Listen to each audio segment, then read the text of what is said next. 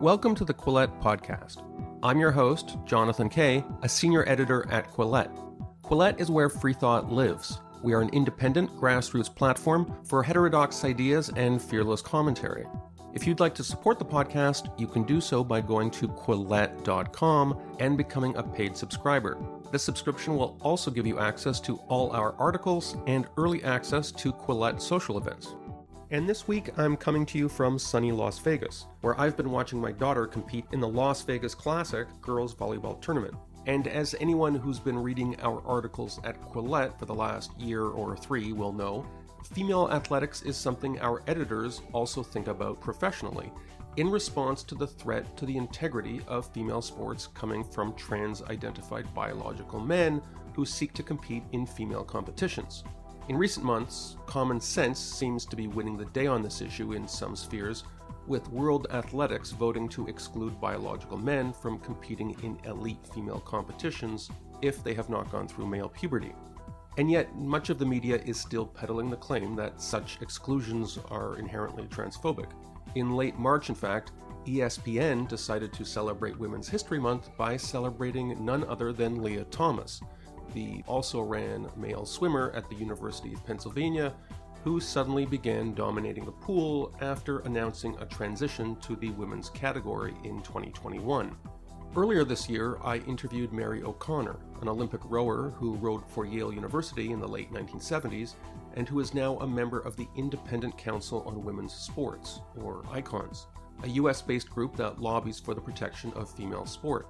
This week, my guest is O'Connor's colleague, ICONS co-founder Marshi Smith, a former University of Arizona swimmer and backstroke champion who began raising the alarm about Lia Thomas even before Thomas's controversial appearance at the NCAA swimming championships in 2022. And just a note about the audio you hear. I conducted my interview with Smith at Robert Irvine's restaurant at the Tropicana Hotel and Casino where I was staying. That's the noise you hear in the background. People eating, drinking, gambling, and generally Las Vegasing. Thanks very much to the staff at the Tropicana for allowing me to record our interview. Whether you're in town for a day or a week, the Tropicana Las Vegas is ready to play. My whole technique of a race was, if I don't get out as fast as possible from the first stroke and just die and hope that I touch the wall before people catch up to me, that was my technique, because that's just physically, over years and years of swimming and racing, what my coaches and I learned, that's how I have to race. I got a full athletic scholarship to the University of Arizona. Both my parents, they didn't graduate college themselves. My mom is a Korean immigrant from just a rural farm town in South Korea. I'm the oldest of four kids, so we were living paycheck to paycheck at the time, like most families. The scholarship, to be honest, was the reason I chose Arizona. Aside from, yes, the coaching staff was wonderful, and it was a top 10 swim program in the United States, but that made the difference. So that's part of the reason I'm so passionate about ensuring that girls have that opportunity, because that scholarship was a lot of the reason that I am sitting here today, because that decision to go to U of A led to a national title, Pac-10 championship. I was team captain, and just kind of set me on the path to the rest of my life. So when Mary O'Connor, your colleague at ICONS, was on the show, of course, she's a little bit older than you. She's from another generation. She spent a lot of time talking to me about the challenges that female athletes, U.S. collegiate athletes in particular, faced during, the 1970s. How does her experience compare to yours? I think you graduated in 2006. Could you talk a little bit about that? Yeah, I'm kind of embarrassed to look back and think about how little I appreciated or knew of the women before me, like Mary O'Connor, who had to fight and claw to get a locker room, to even get equal respect. There's so many stories that I've learned now because in peeling back, like, how did we get here? How did we end up here? Because I was living in this, I feel like the golden age now of equality, where I took that for granted, absolutely. That I was treated the same as men. I was an equal champion to men. I had all the facilities, all the gear, everything. So at that time, if somebody had told you in the future, maybe in a decade and a half, there are going to be biological men who are going to be trying to compete with women in women's sports and be taken seriously in that capacity, how would you have reacted? It was so far out there that's why the urgency and the alarms were not blaring for me for so long. I mean, now that I know kind of the history and how long actually this ideology, the gender ideology, has been quietly pushed through in every sport at this point, I realized, wow, I was asleep at the wheel. So if we could go back, tell us a little bit about how your own career progressed once you were in university. My freshman and sophomore year, they were okay. My performances were okay. And actually, Olympic trials was the summer between my sophomore and junior year. And I was completely mentally burnt out, just didn't want to be in workouts. I was slacking. I wanted to be anywhere else but in the pool. And that was my frame of mind. And I went into Olympic trials and did predictably terribly, really terribly, like embarrassingly terribly, where I was certainly, if I wasn't last, I was close to last place. And I got out and I went over to my coach, Rick DeMont, at the time, and I immediately decided I'm never, ever going to feel like this again. So when you say you never wanted to feel like that again, that could go in several different directions. Like, for instance, it could mean you were just going to quit the sport entirely. No, that didn't cross my mind. It was, I'm never going to put myself in this position again where I am just, it was an embarrassment.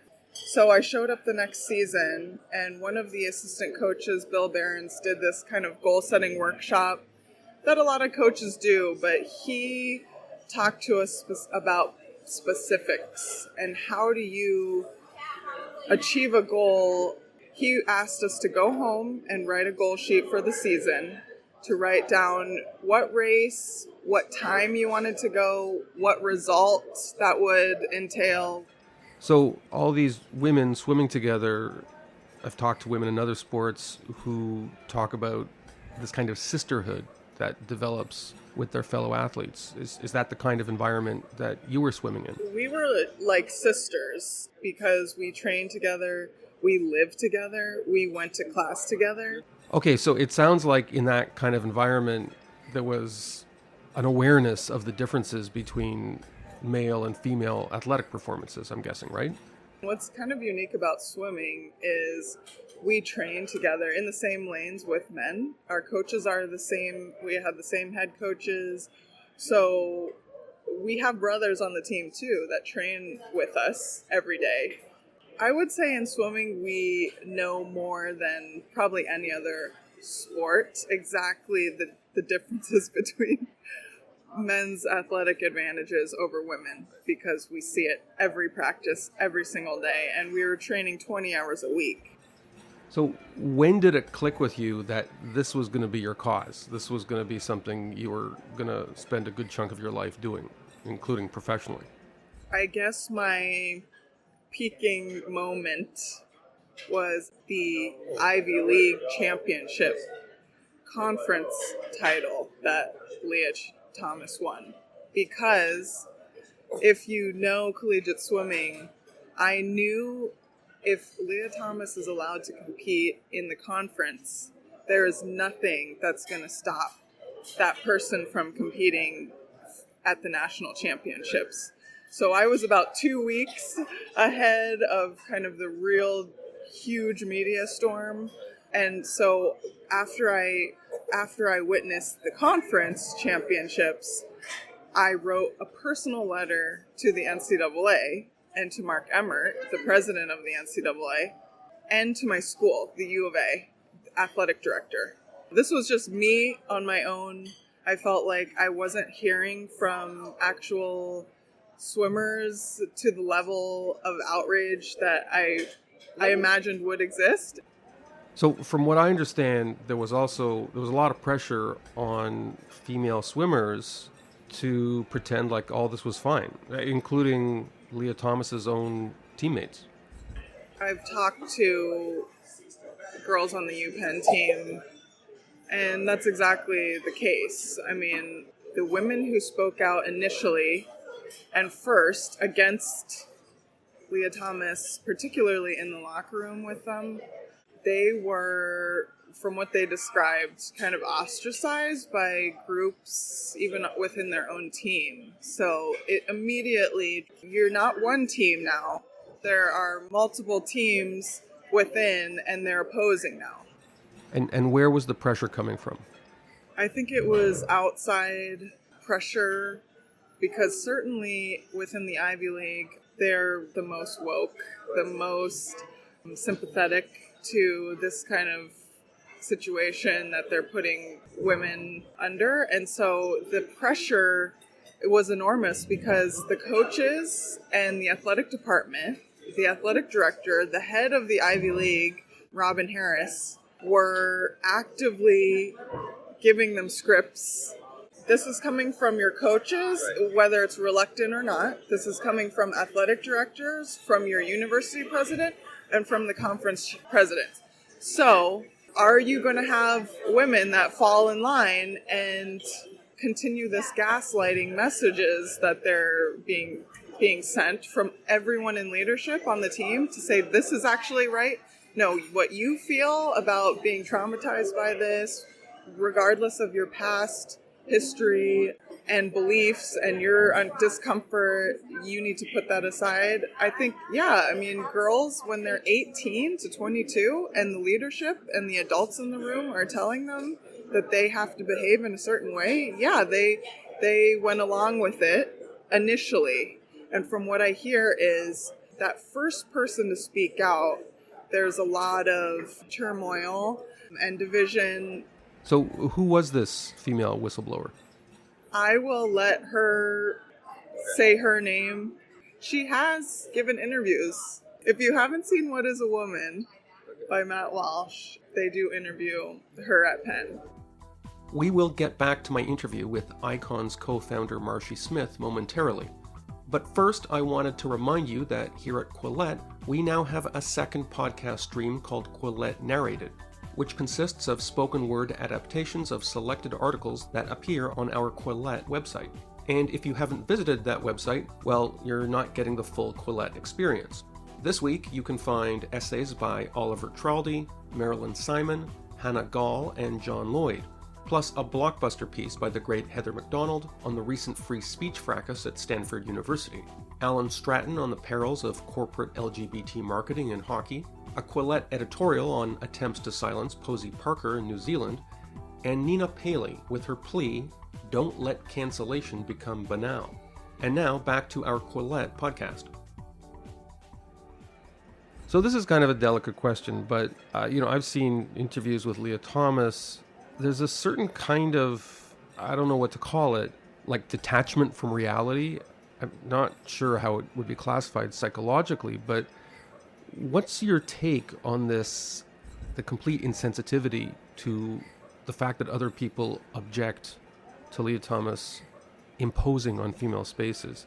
I'm certainly not a therapist. I don't personally know Lia Thomas. However, there are many sports affected by this now, and many of these males who identify as transgender are happy to give interviews. And so if you listen to straight from the horse's mouth what they say about it, and for example, you talk about Lia Thomas, the answer to the question, what do you say to people who think this is unfair? And the response is, well, I'm happy. That tells you something about a person. And this is consistent with a lot of these men who really kind of boast about bullying their way into women's sports or being the first. Sasha Lowerson in Australia, the surfer, said we could do this the hard way or the easy way, when basically bullying the surf league into allowing him to compete. This is a common trend that I see. I know that you're an avid disc golfer. Natalie Ryan has given interviews where Natalie has said, I kind of always knew, even before I started to compete in the female pro open category, that I would be good enough to be ambassador of the sport of female disc golf. They tell you and reveal to you kind of their perspective. And I think feminists would say this is just pure misogyny. So critics of what you do, I guess a group that would overlap with transgender activists, would say there's a few disturbing episodes here, but they're very rare. And, I'm here in Las Vegas interviewing you. The reason I'm here in Las Vegas is because one of my daughters is here at a volleyball tournament. I think it's one of the biggest volleyball tournaments in the world. There's teams from all over North America. It's just girls, thousands of players here. To my knowledge, I don't think there's any biologically male transgender players at this tournament. Would this be an example of maybe something someone would cite to say, hey, the problem you're talking about is exaggerated? It's every sport. There are several volleyball players, at least in America, that we know of, particularly in high school. There's a 6'5" high school, I believe, junior in California right now, who's spiking balls on high school girls on a net that's 7 inches shorter than a men's regulation net.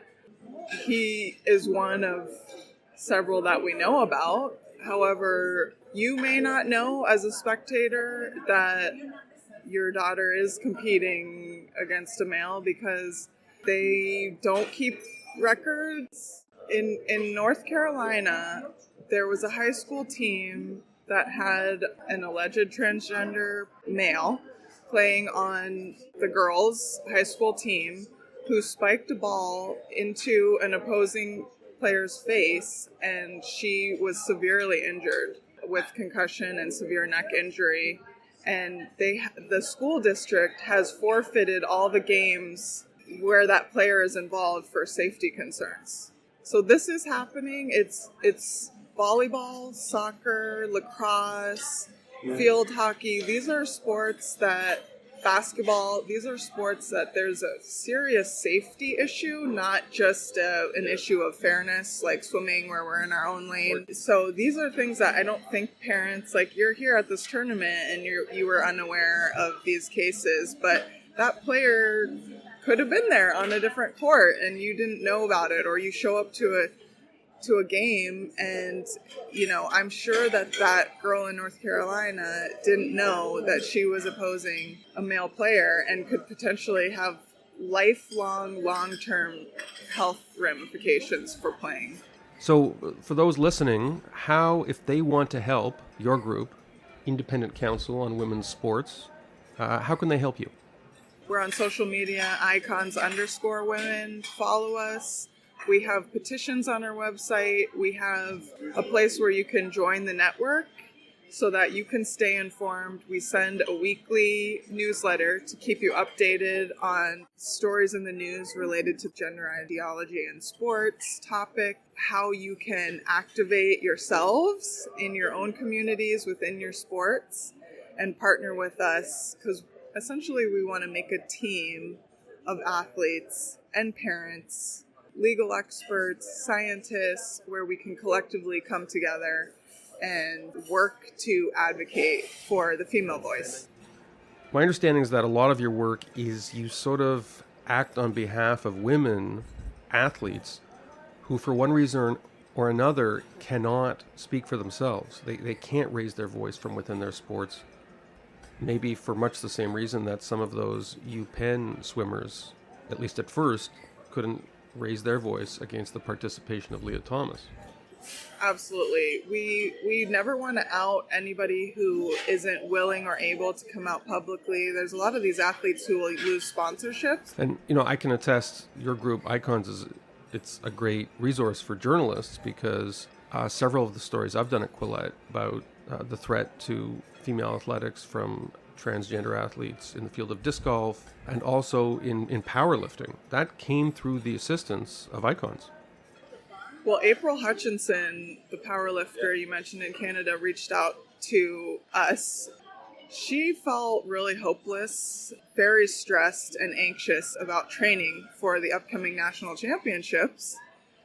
Felt out of control. That's part of what got me involved in this in the first place, is sitting alone in my bedroom watching the race and just falling apart because I felt like a hopelessness of who is doing something about this. Surely somebody is doing something, and then finding, oh no.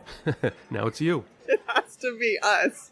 Well, congratulations on all the great work you've been doing, and thank you so much for making yourself available to be interviewed here in the shadow of the slot machines here at the Tropicana Hotel. Welcome to Las Vegas.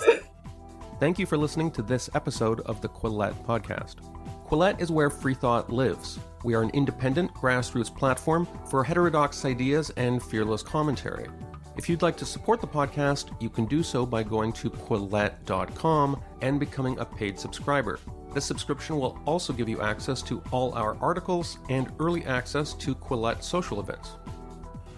Did you know the iconic film The Godfather was filmed here at Tropicana? It was also featured in the James Bond movie Diamonds Are Forever, and you can see Tropicana's long-running show La Folie Bergère in the Elvis Presley classic Viva Las Vegas.